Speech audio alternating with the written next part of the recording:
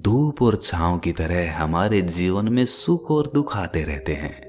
हमें लगता है कि हमारे जीवन में हजारों दुख है, लेकिन अगर वास्तविकता में देखा जाए, आंखें खोल कर देखा जाए, तो जीवन में सिर्फ एक ही दुख होता है।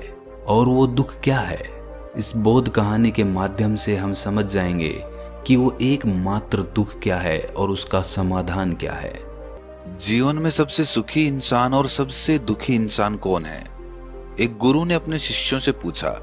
सभी शिष्य इस बात पर विचार कर ही रहे थे कि तभी एक भिखारी वहां से गुजरा, जो भूखा था, जिसके पास कोई धन संपदा नहीं थी और वो अपने जीवन से बहुत परेशान लग रहा था। जब शिष्यों ने उस भिखारी को देखा तो एक शिष्य झटपट बोल पड़ा कि गुरुजी, इस भिखारी से दुखी आदमी इस दुनिया में कौन होगा? ये सुनकर गुरुजी ने उस भिखारी की तरफ देखा और उस भिखारी को अपने पास बुलाकर उससे पूछा कि तुम अपने जीवन से परेशान हो? अगर तुम अपने जीवन से परेशान हो तो तुम अपना जीवन मुझे दे सकते हो और उसके बदले में तुम्हें तुम्हारी मनचाही चीज दे सकता हूँ। क्या तुम वास्तव में अपने जीवन से परेशान हो तो तुम मुझे अपना जीवन दे सकते हो? इस पर वो भिखारी बोला कि गुरुजी, मैं भूखा जरूर हूँ, पर अपने जीवन से इतना परेशान नहीं हूँ कि अपना जीवन किसी को दे दूं। जीवन तो मुझे जीने के लिए मिला है, चाहे मैं भूखा ही क्यों ना हूँ, लेकिन मैं जी तो सकता हूँ। जिंदा रहने के लिए भोजन चाहिए और इसीलिए मैं भोजन की तलाश कर रहा हूँ और इसीलिए मैं अपने जीवन को बचाना चाहता हूँ उस भोजन से। अगर मुझे जीवन की इच्छा ही नहीं होती तो मैं भोजन की तलाश ही क्यों करता? मैं अपने प्राण यूं ही त्याग देता। ये सुनकर गुरुजी ने अपना भोजन उस भिखारी को दे दिया और इसके बाद वो भिखारी अपने रास्ते पर आगे बढ़ गया। इसके बाद गुरुजी ने शिष्यों से पूछा कि क्या तुम्हें ये दुनिया का सबसे दुखी इंसान लगा? शिष्य बोला कि गुरुजी, ये दुखी तो था, पर ये इतना दुखी नहीं था कि अपने जीवन का त्याग कर सके। तो ये अपने जीवन में सबसे ज्यादा दुखी तो नहीं कहा जा सकता। दुनिया में सबसे दुखी इंसान वही हो सकता है जो अपने जीवन का त्याग करने के लिए तैयार हो जाए। उससे ज्यादा दुखी इंसान दूसरा कोई नहीं हो सकता, क्योंकि जीवन का त्याग करना, खुद आत्महत्या करना ही जीवन का सबसे बड़ा दुख होता है। गुरुजी ने फिर से शिष्य को टोका। उसने कहा कि जीवन का त्याग करना जीवन का सबसे बड़ा दुख कैसे हो सकता है? कुछ लोग तो त्याग कर कर सन्यासी बन जाते हैं, पहाड़ों में तपस्या करने के लिए चले जाते हैं, तो कुछ लोगों के लिए तो त्याग उनके जीवन को संवारने का काम करता है। उनको जीवन में सत्य की अनुभूति हो जाती है, सत्य का ज्ञान हो जाता है। हाँ, तुम ये कह सकते हो कि जो संसार को त्याग देता है वो सच्चे जीवन की तलाश करता है, और जो संसार में फंसा रहता है, संसार के जीवन में उलझा रहता है, वो संसार का ही होकर रह जाता है। वो जीवन भर कूड़ा करकट इकट्ठा करता रहता है, धन संपदा तो बहुत कमा लेता है, लेकिन आखिर में अगर वो उस धन संपदा का त्याग नहीं कर पाता तो वो बड़ी भूल कर जाता है। वो पूरे जीवन को व्यर्थ कर देता है।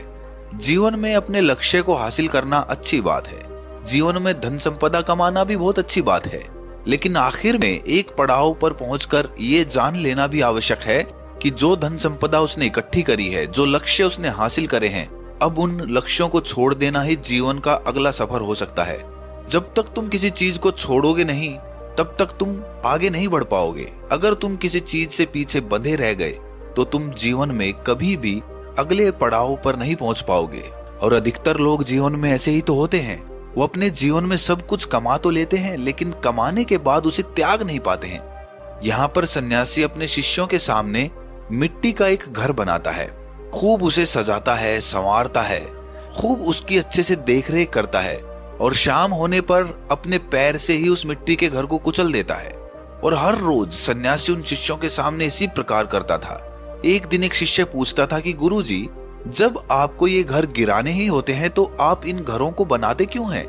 सन्यासी अपने शिष्यों को समझाते हैं कि यही तो मैं तुम्हें बताना चाहता हूँ कि संसार इसी भांति होता है। तुम सब कुछ इकट्ठा करो, सब कुछ हासिल करो, लेकिन आखिर में सब कुछ छोड़ दो, सबको अपने पैरों तले कुचल दो और सन्यास के रास्ते पर आगे निकल पड़ो। पुराने समय में जितने भी चक्रवर्ती सम्राट हुआ करते थे, वो एक समय पर सब कुछ भोग विलास करने के बाद सन्यास की राह अपना लेते थे। जो इंसान जीवन में सब कुछ हासिल करके और फिर उसे त्याग देता है, वास्तव में वही सबसे सुखी इंसान होता है।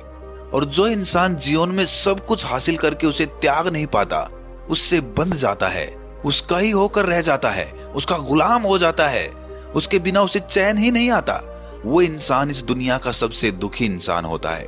अपने लक्ष्य को हासिल करने के बाद जीवन में सफल होने के बाद मनुष्य के अंदर एक अहंकार आता है और वो अपने अहंकार को जीवन भर सींचता रहता है और आखिर में जब उसे लगता है कि अहंकार को छोड़ने का समय आ गया, सब कुछ त्यागने का समय आ गया, तो वो अपने अहंकार को छोड़ने के लिए राजी नहीं होता, या फिर इसके उलट उसका अहंकार उसको कुछ भी छोड़ने नहीं देता और इसीलिए वो अपने जीवन से चूक जाता है।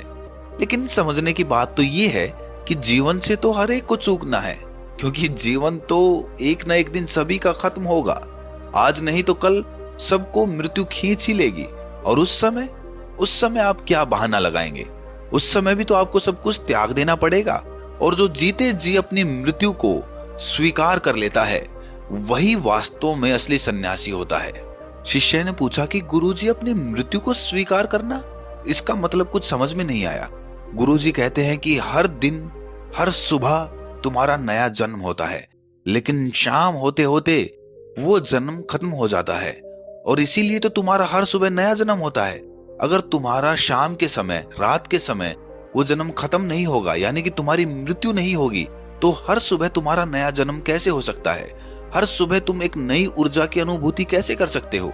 जब तक तुम अपने अतीत को पीछे नहीं छोड़ देते, जब तक तुम पुरानी बातों को भूल नहीं जाते, तब तक तुम्हारी चेतना में नयापन नहीं आएगा। और जब तक चेतना में नयापन नहीं आएगा, तब तक चेतना पुरानी और घिसी हुई होती चली जाएगी। वो तुम्हें अतीत की यादों में डुबा देगी, अतीत के ख्यालों में डुबा देगी, या फिर भविष्य की कल्पनाओं में ले जाएगी। लेकिन समझने की बात यह है कि जिन लोगों की नींद मृत्यु के समान शांत होती है, उन लोगों का हर सुबह एक नया जन्म होता है। हर दिन जो मरने की कला सीख लेता है, वो अपने जीवन के हर पल का आनंद ले पाता है, क्योंकि हर पल अपने आप में जन्म लेता है और हर पल अपने आप में उसी वक्त खत्म हो जाता है। जो इस रहस्य को जान लेता है, उस समय से पार खड़ा हो जाता है। उसके लिए समय की सीमाएं नहीं रहती, समय उसके लिए बाधा नहीं बनता, उसके लिए समय रुक जाता है, उसके लिए हर पल आनंदित हो जाता है।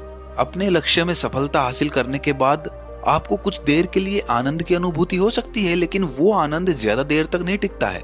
कुछ समय बाद वो आनंद भी विलीन हो जाता है, क्योंकि आप अपने जीवन में नए लक्ष्य स्थापित कर लेते हैं। जैसे कि जरा सोचकर देखो, जो लक्ष्य तुम्हारे बचपन में हुआ करते थे, क्या आज भी वही लक्ष्य है? जो तुम बचपन में बनना चाहते थे, क्या आज भी वही बनना चाहते हो? और जो तुम बचपन में बनना चाहते थे, अगर आज वो बन भी गए हो, तो क्या तुम उससे संतुष्ट हो? ऐसा हो ही नहीं सकता। बचपन के लक्ष्य अपनी बचपन की कक्षा में तुमने पूरे कर लिए थे। मान लो कक्षा में प्रथम आना तुम्हारा लक्ष्य था, वो लक्ष्य तुमने प्राप्त कर लिया, लेकिन जब तुम अगली कक्षा में पहुंचे तो तुम्हारा लक्ष्य अपने आप बदल गया। अब तुम अगली कक्षा में प्रथम आना चाहते हो। और इस प्रकार जीवन की दौड़ में हर समय लक्ष्य बदलते रहते हैं और आदमी नए लक्ष्य चुनता रहता है। और जैसे जैसे वो अपने लक्ष्य को पार करता जाता है, प्राप्त करता जाता है, तो वैसे वैसे ज्यादातर मनुष्यों का अहंकार बढ़ता जाता है। अब समझने की बात यह है कि हर एक इंसान का अहंकार नहीं बढ़ता है। कुछ लोग अपने लक्ष्यों को पार करते करते जीवन के उस पड़ाव पर पहुंच जाते हैं जहां पर उन्हें ये एहसास होता है कि ये लक्ष्य को पाना, प्राप्त करना, ये सिर्फ एक मिथ्या है, ये सिर्फ एक भ्रम है। क्योंकि वो समझ जाता है, तुम कितने ही लक्ष्य बना लो, हर बार नए लक्ष्य स्थापित हो जाते हैं। तो तुम कितने भी लक्ष्य बनाओगे, कभी भी इससे तुम पार नहीं पा सकोगे। और इसी समझ के बाद वो अपने अहंकार को, अपने मैं को गिराना शुरू कर देता है और जीवन को यूं ही जीने लगता है। और जीवन को यूं ही जीना तो जीवन है। जीवन को मायने देना, जीवन में लक्ष्य स्थापित करके रखना, वो जीवन की तौहीन है। पूरा खुला आसमान हमें उड़ने के लिए मिला है, लेकिन हम आसमान का एक टुकड़ा अपने लिए चुन लेते हैं और उसी टुकड़े में हमेशा उड़ने के लिए प्रयास करते रहते हैं। लेकिन जिन लोगों की आंखें पूरे खुले नीले आसमान को देख लेती है, वो समझ जाते हैं कि उनके पास पंख हैं और वो पंख सिर्फ एक टुकड़े पर उड़ने के लिए नहीं मिले, वो पूरे आसमान में उड़ने के लिए मिले हैं। और इसीलिए वो अपने पंखों को खोल देते हैं और पूरे आसमान की उड़ान भरते हैं। मेरे बेटे, अपने जीवन के असली सुख और असली दुख को पहचानो। ये लक्ष्य को पाना या लक्ष्य प्राप्त नहीं हुआ तो उसके लिए रोना, ये कोई वास्तविकता के सुख और दुख नहीं है, ये तिलिस्म है, यही संसार है। और इससे जो पार हो जाता है वही असल सत्य को जान पाता है। असल सत्य की प्राप्ति इतनी आसानी से नहीं होती है, क्योंकि संसार एक माया है और माया बहुत गहरी है। माया का अंधकार इतना गहरा है कि प्रकाश का उजाला दूर दूर तक दिखाई नहीं देता। और इसीलिए इंसान जीवन पर्यंत उसी अंधकार में भटकता रहता है और आखिर में उसे महसूस होता है कि पूरा जीवन यूं ही भ्रांतियों में बीत गया और अब करूं भी तो क्या करूं, मृत्यु इतनी करीब आ पहुंची है, अब करने को कुछ बाकी भी नहीं रहा, क्या कर सकते हैं केवल पश्चाताप के सिवा। और वो सिर्फ अपने पश्चाताप के साथ ही अपने प्राण त्याग देता है और इसी प्रकार आधा अधूरा अपने जीवन को छोड़कर चला जाता है। जीवन का सबसे बड़ा दुख यही है कि तुमने जीवन को उसकी पूरी संभावनाओं के साथ नहीं जिया। जीवन की अनंत संभावनाएं हैं, लेकिन क्या तुमने उसकी अनंत संभावनाओं को कभी पहचाना? तुम तो हमेशा अपने पैर फैलाने से डरते रहे। तुमने तो हमेशा अपनी चादर के अनुसार अपने पैर फैलाए। हमेशा ये डर लगा रहा कि चादर के बाहर पैर चला गया तो कहीं ठंड ना लग जाए, तो कहीं कोई विपत्ति ना आ पड़े, और इसीलिए तुम जीवन को कभी समझ ही नहीं पाते। जीवन तो यूं भी और यूं भी आखिर में खत्म हो ही जाना है। दिया तो आखिर में बुझ ही जाना है, तो क्यों ना पूरा ज्वलंत होकर एक बार जला जाए ताकि वो पूरे आसमान को रोशन कर दे। और क्या पता जब वो ज्वलंत होकर जले तो आसपास भी वो आग लगा दे और सारी प्रकृति अपने आप ज्वलंत हो उठे। लेकिन वो उस प्रकार ज्वलंत होने का कभी प्रयास ही नहीं करता और इसीलिए जीवन भर हमेशा पश्चाताप में डूबा रहता है या फिर भविष्य की कल्पनाओं में हमेशा अपना जीवन बिताता रहता है। जीवन के लिए ये एक सीख थी, लेकिन जीवन की जो दूसरी सीख है वो इससे भी गहरी है। उसे हम इस कहानी के माध्यम से समझने की कोशिश करते हैं। तो अपने दुख का निवारण करने के लिए इस कहानी को आखिर तक जरूर सुने। इससे पहले कि आप इस कहानी में खो जाएं, इस चैनल को सब्सक्राइब जरूर कर लें। तो चलिए कहानी शुरू करते हैं। एक गांव में सबल नाम का एक आदमी रहता था। वो अपने जीवन से बहुत निराश था। उसकी निराशा का कारण ये था कि वो अभी तक कुछ भी नहीं करता था। उसके घर वाले उसे दूसरों का उदाहरण देकर ताने मारते थे और कहते थे कि वो सब तो कामयाब हो गए और तू यहीं का यहीं रह गया। जब भी वो कहीं बाहर जाता तो लोग उससे पूछते कि तुम क्या कर रहे हो भाई, और उसे ये कहने में बहुत शर्म महसूस होती कि वो अभी कुछ नहीं कर रहा, कुछ करने की कोशिश कर रहा है। धीरे धीरे उसने लोगों से मुंह छिपाना शुरू कर दिया। उसका दुख इतना बड़ा था कि उसको लगता था कि वो धरती पर एक बोझ है और उसके बस में कुछ भी करना नहीं है, वो कुछ कर ही नहीं सकता। तो वो जी कर क्या करेगा, उसे मर जाना चाहिए। वो अकेले में बैठकर रोता और भगवान को दोष देता। एक दिन उसने नगर में एक गुरु को देखा जो दुख के ऊपर अपना प्रवचन दे रहे थे। गुरु कह रहे थे कि दुख एक गुरु की तरह होता है जो आपको जीवन के बारे में समझाता है और आपको सही से जीने का तरीका बताता है। आप चाहें तो दुख रूपी गुरु से अपना जीवन सीख सकते हैं या दुख में डूबकर बैठे बैठे रो सकते हैं। सबल भी ये बातें सुन रहा था। जब उपदेश खत्म हुआ तो उसने गुरु से कहा, दुख कुछ सिखाकर नहीं जाता बल्कि पीड़ा देकर जाता है। दुख की पीड़ा अनंत होती है। ऐसा लगता है कि इसके बाद कुछ नहीं मिलने वाला, कुछ नहीं होने वाला। मृत्यु भी उसके सामने कम लगती है। गुरु ने पूछा कि क्या दुख है तुम्हें? सबल ने अपनी सारी परेशानी गुरु को बता दी और कहा कि मेरे दुख का आपके पास कोई समाधान नहीं है। गुरु ने मुस्कुराकर कहा कि जब तुम्हारे जीवन में असली दुख आए तभी मेरे पास आना, मैं उसका समाधान अवश्य करूंगा। ये कहकर गुरु वहां से चले गए। सबल ने सोचा कि क्या मेरा दुख असली नहीं है? क्या ये दुख जो मैं झेल रहा हूं दुख नहीं है? कोई भी मेरे दिल का दर्द नहीं समझता। अरे घर वाले नहीं समझते तो गुरु क्या समझेंगे? अपने दुखों से परेशान होकर सबल ने एक निर्णय लिया कि वो कुछ करके दिखाएगा। उसने एक छोटा सा व्यापार शुरू किया। उसे उसके व्यापार में सफलता नहीं मिल रही थी, पर उसके घर वाले बहुत खुश थे कि वो कुछ तो प्रयास कर रहा है। धीरे धीरे उसे सफलता मिलने लगी और फिर उसने रफ्तार पकड़ ली। वो 2 सालों के भीतर ही एक बड़ा व्यापारी बन गया। अब उसके आसपास काफी लोग थे जो उसे पसंद करते थे, जो उसकी चिंता करते थे, जो उसके कार्यों की सराहना करते थे, प्रशंसा करते थे। उसके माता पिता भी अपने बेटे की प्रशंसा करते करते नहीं थकते थे। उसके मित्रों की संख्या दिन ब दिन बढ़ती जा रही थी और वो बहुत खुश था। फिर उसके कुछ दोस्तों ने उसको सलाह दी कि उसे अपना व्यापार अब और बड़ा करना चाहिए। जब वो बड़ा व्यापारी बनकर इतना खुश है तो सोचो, अगर तुम इस नगर के, इस राज्य के सबसे बड़े व्यापारी हो जाओगे तो कितना सुख होगा तुम्हारे पास, कितने लोग तुमसे जुड़ेंगे, कितना यश तुम्हारा फैलेगा। स्वयं राजा भी तुम्हारी तारीफ करेंगे और जरूरत पड़ने पर तुमसे ही धन उधार लेंगे। ये बात सबल के मन में बैठ गई और अब वो और ज्यादा मेहनत करने लगा। लेकिन ये सब कुछ उसे बहुत जल्दी चाहिए था। ज्यादा समय इसमें वो बर्बाद नहीं करना चाहता था, इसीलिए उसने कुछ ऐसे काम किए जो उचित नहीं थे। उसने बहुत बड़ी मात्रा में धन उधार ले लिया और वो यहीं पर नहीं रुका। ज्यादा मुनाफा कमाने के चक्कर में उसने अपनी माल की गुणवत्ता खराब कर दी। उसके मित्र उसे जैसा कहते थे वो वैसा ही करता रहा। दूसरे व्यापारियों के खिलाफ षड्यंत्र भी रचने उसने शुरू कर दिए। अब उसके जीवन का सुकून कहीं चला गया था। उसे अब रातों में नींद नहीं आती थी। वो हमेशा कुछ उधेड़-बुन में लगा रहता था। सुख साधन की सारी वस्तुएं होने के बाद भी उसे किसी चीज में सुख नहीं मिल रहा था। एक दिन सबल अपने रथ में बैठकर एक मार्ग से जा रहा था। रास्ते में उसने उसी गुरु का आश्रम देखा। वो गुरु के पास पहुंचा और कहा, गुरुदेव, आपने कहा था कि असली दुख हो तो ही मेरे पास आना। मेरे जीवन में बहुत दुख है, मैं रात को सो भी नहीं पाता हूँ। सबल गुरु को अपनी सारी बात बताता है। गुरु ने कहा कि जब तुम पहली बार मिले थे तब भी तुम किसी दुख में थे। उस दुख से तुमने क्या सीखा? सबल ने कहा, मैंने सीखा कि केवल सोचने मात्र से कुछ नहीं होता। अपनी सोच को साकार करने के लिए कर्म करना पड़ता है और केवल कर्म करने से कुछ नहीं होता। कर्म को अंतिम पड़ाव तक ले जाना आवश्यक होता है।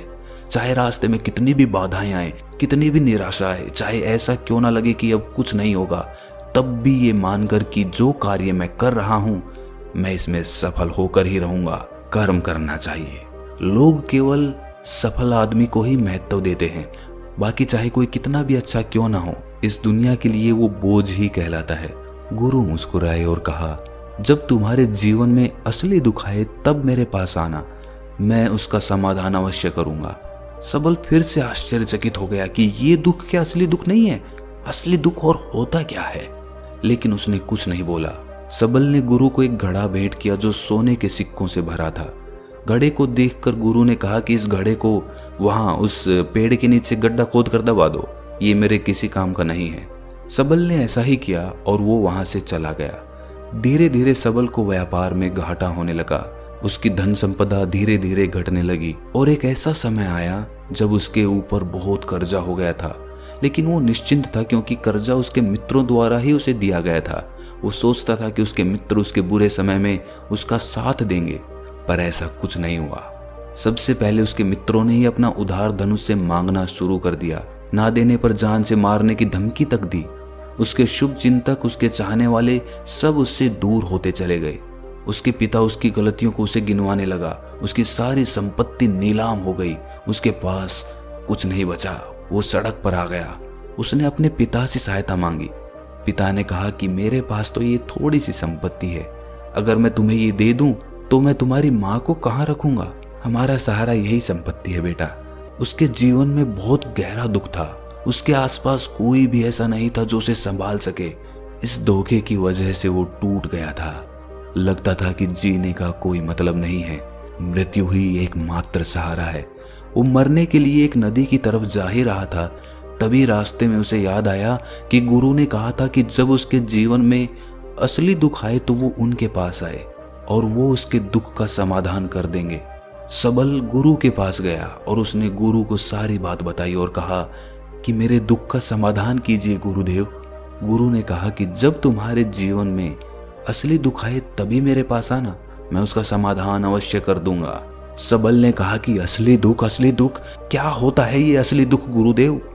क्या अब मेरे जीवन में जो घट रहा है वो दुख नहीं है? गुरु ने कहा कि पहले ये बताओ कि तुमने अपने इस दुख से क्या सीखा है। सबल ने कहा कि जो लोग तुम्हारी तरक्की के पीछे पीछे तुम्हारे साथ आए हैं वो तुम्हें धोखा देंगे, क्योंकि तुम्हारे बुरे समय में वो तुम्हारा साथ नहीं देंगे बल्कि तुम्हारा फायदा उठाएंगे। भरोसा केवल उन्हीं लोगों पर करना चाहिए जो तुम्हारे बुरे समय में, असफलता के समय में तुम्हारे साथ खड़े रहे हों। और ऐसे लोग बहुत कम ही देखने को मिलते हैं गुरुदेव। जिन्हें मिलते हैं उन्हें हमेशा उनकी कद्र करनी चाहिए। कभी किसी के खिलाफ षड्यंत्र नहीं करना चाहिए। ईमानदारी और धैर्य के साथ काम करना चाहिए। लालच नहीं करना चाहिए। गुरु ने पेड़ के नीचे गड्ढा खोदकर घड़ा निकाला जिसमें सोने के सिक्के भरे थे और वो घड़ा सबल को दे दिया और कहा कि जब असली दुख आए तभी मेरे पास आना। सबल को उस घड़े से थोड़ी उम्मीद मिली। उसने गुरु को प्रणाम किया, धन्यवाद किया और वो घड़ा लेकर चला गया। उस धन से उसने दोबारा व्यापार शुरू किया और अब वो छोटा सा व्यापारी बनकर भी खुश था और ईमानदारी से काम करते करते वो फिर से एक बड़ा व्यापारी बन गया। हालांकि इसमें उसे अब कुछ समय लगा, लेकिन अब वो खुश था। उसका जीवन खुशियों से भरा था। लेकिन आप कितने ही अच्छे हैं, कितना ही अच्छा काम करते हैं, दान करते हैं, पुण्य करते हैं, लोगों की मदद करते हैं, जीवन में दुख सबके आता है। तो सबल के जीवन में भी फिर से दुख आया। उसके माता पिता की मृत्यु हो गई। वो दोनों एक ही दिन मृत्यु को प्राप्त हो गए। सबल अपने माता पिता से बहुत प्रेम करता था, इसीलिए उसे बहुत गहरा आघात लगा। वो उन्हें शमशान ले गया, वहां पर उनकी अंतिम क्रिया की। सबल ने जब उन्हें चिता में जलते हुए देखा तो उसका मन बेचैन हो उठा। उसके मन में हजारों सवाल खड़े हो गए। वो घर वापस आया तो उसने अपने माता पिता की संपत्ति को देखा, जिसके लिए वो हमेशा लड़ते रहते थे।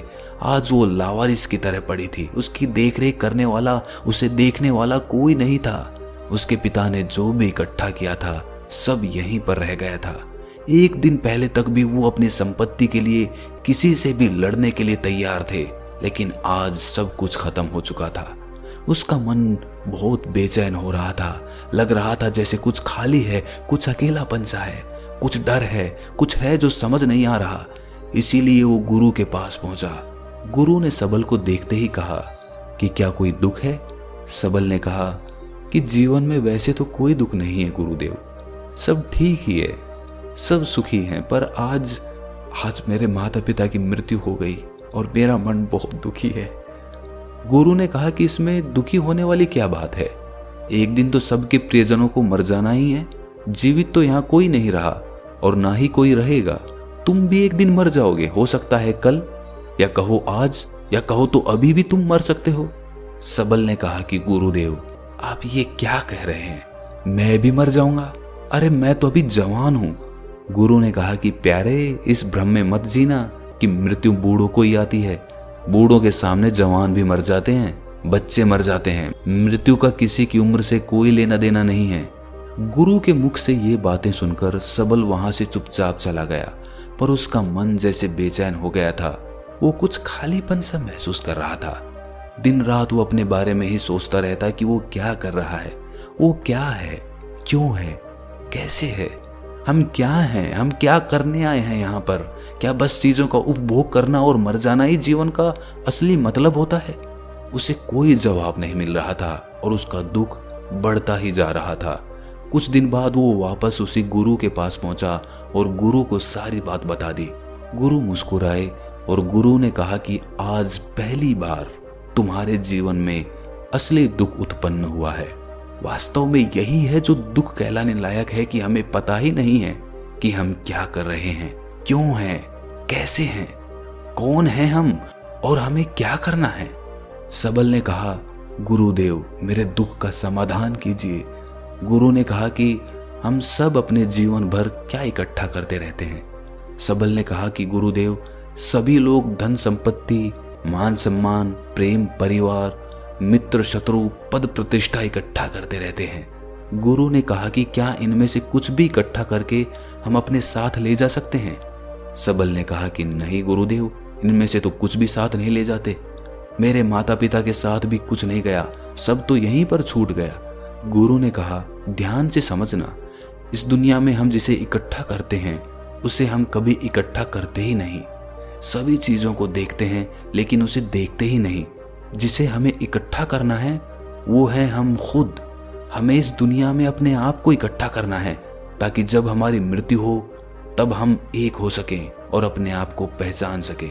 हम बटे हुए हैं प्रेम में, नफरत में, क्रोध में, क्रूरता में, धन में, संपत्ति में, पद में, प्रतिष्ठा में, सम्मान में, पहचान में, धर्म में, जाति में, दूसरों को लूटने में और अपने आप को लुटाने में, और ऐसी ही हजारों लाखों वासनाओं में हम बटे पड़े हैं। हम टुकड़ों में जीवन जी रहे हैं। हमारी चेतना कभी भी एक नहीं हो पाती। हमारी ऊर्जा शक्ति बिखर गई है। इसीलिए हमारे पास इतना भी समय नहीं है या इतनी भी शक्ति नहीं है कि हम मुड़कर अपनी ओर देख सकें। वास्तव में लोग जिंदगी भर जिन्हें दुख दुख कहकर चिल्लाते रहते हैं और उनका समाधान खोजते रहते हैं, उन्हें उनका समाधान कभी मिलेगा ही नहीं, क्योंकि जिन्हें वो दुख कहते हैं वो दुख है ही नहीं। इसीलिए यहाँ किसी को कभी उनके दुख का समाधान नहीं मिलता। वो बस एक परिस्थिति से छूटकर दूसरी परिस्थिति में फंस जाते हैं।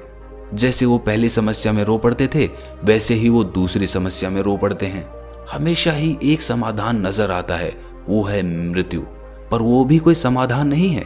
इसीलिए इन सब का अगर परम समाधान चाहिए तो अपने आप को इकट्ठा करो, अपनी ऊर्जा को इस संसार से वापस खींचो, उसे एकत्रित करो, अपने ऊपर ध्यान दो, अपने पर ध्यान लगाओ।